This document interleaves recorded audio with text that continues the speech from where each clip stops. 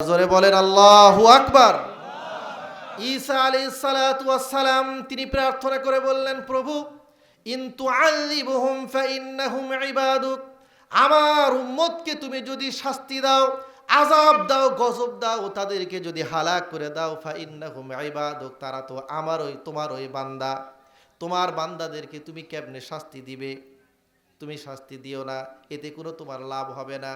ওয়া ইন তাগফির লাহুম, আর তুমি যদি তোমার বান্দাদেরকে ক্ষমা করে দাও, আমার উম্মতদেরকে মাফ করে দাও, তাহলে এর জন্য পৃথিবীর অন্য কোথাও তোমার জবাবদিহিতা করা লাগবে না।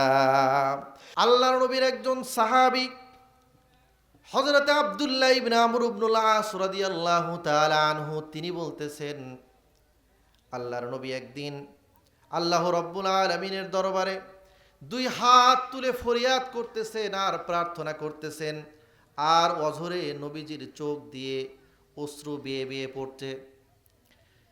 এই যে দীর্ঘ সময় তিনি প্রার্থনা করতেছেন, দোয়া করতেছেন, কিন্তু এই দোয়ার মধ্যে তিনি এই উম্মতের জন্য বহু কিছু কল্যাণ চেয়েছেন, অনেক কিছু থেকে পরিত্রাণ চেয়েছেন, মুক্তি চেয়েছেন, তা নয়, বরং কোরআনুল কারীমের দুইটি আয়াত, শুধুমাত্র নবীজি ওই দুইটি আয়াত তেলাওয়াত করতেছেন, এর পাশে আর আল্লাহর নবী কোনো কথা বলেন না, অঝরে শুধু কাঁদতেছেন।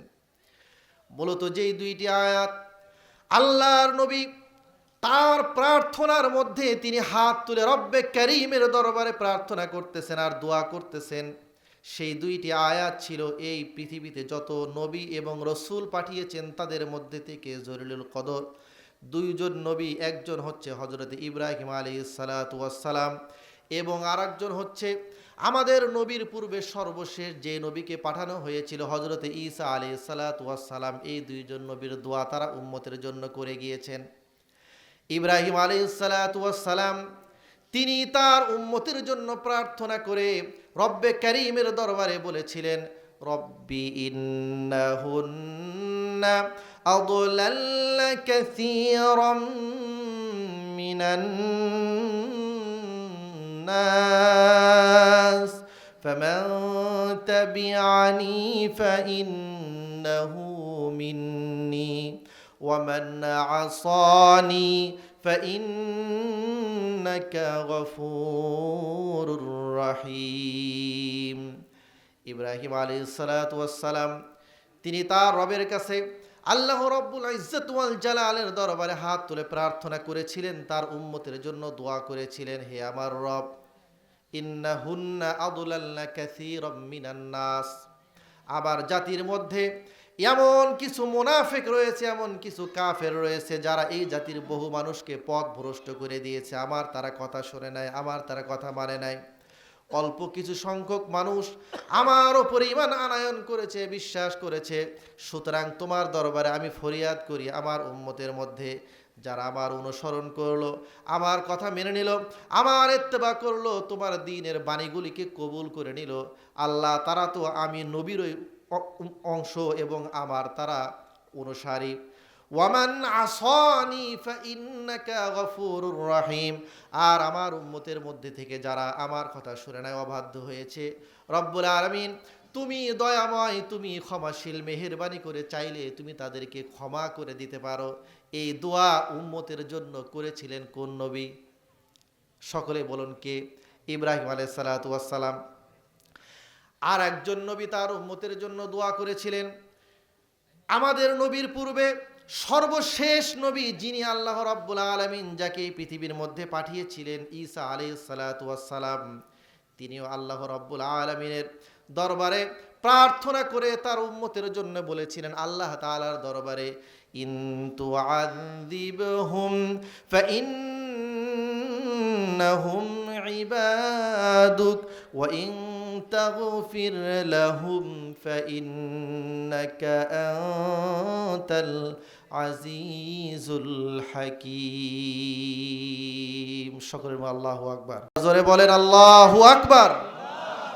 ঈসা আলাইহিস সালাতু ওয়াস সালাম তিনি প্রার্থনা করে বললেন, প্রভু ইন তুআযিবহুম ফাইন্নাহুম ইবাদুক, আমার উম্মতকে তুমি যদি শাস্তি দাও, আযাব দাও, গজব দাও, তাদেরকে যদি হালাক করে দাও, ফাইন্নাহুম ইবাদুক, তারা তো আমারই তোমারই বান্দা। তোমার বান্দাদেরকে তুমি কেমনে শাস্তি দিবে? তুমি শাস্তি দিও না, এতে কোনো তোমার লাভ হবে না।